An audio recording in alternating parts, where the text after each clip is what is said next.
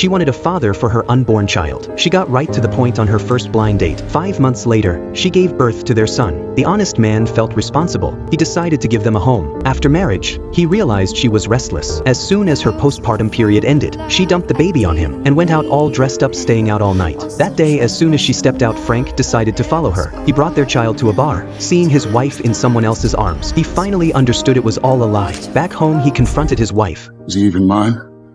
Huh? Is he even my son?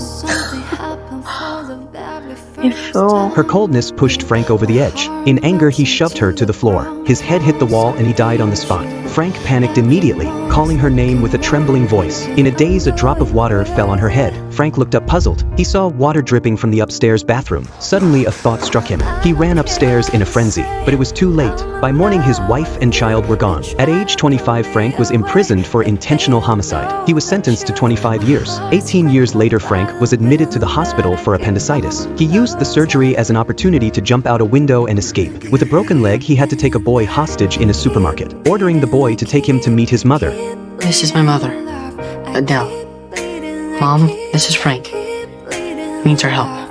You got a good boy here, Adele. He was kind enough to offer me a ride. Frank hoped she would help him flee the area. Adele looked at the bloodied man in front of her. Scared of getting involved, she refused, saying she had an appointment that afternoon. But then the man grabbed her son's throat, threatening her that she had to help. Adele had no choice but to agree. At checkout, her nervous expression caught the cashier's eye again and again. But Adele didn't ask for help. In the car, Frank sat in back with the boy, ordering Adele to drive them home. They finally arrived at her house. Frank took in the cozy room. Adele quietly slipped a small knife into her hand. Then Henry asked about his injury. Frank admitted he fell from the second floor of a hospital. It was a prison hospital. Mother and son realized they were sheltering an escaped convict. Adele nervously poured him a cup of coffee. Frank sensed her unease, so he told her he would only stay until tonight, just to rest his leg a bit. He promised to help as much as he could in the meantime. But how could Adele trust a murderer? More than a place to lay low and rest my leg for a few hours. You understand how that could be hard to believe.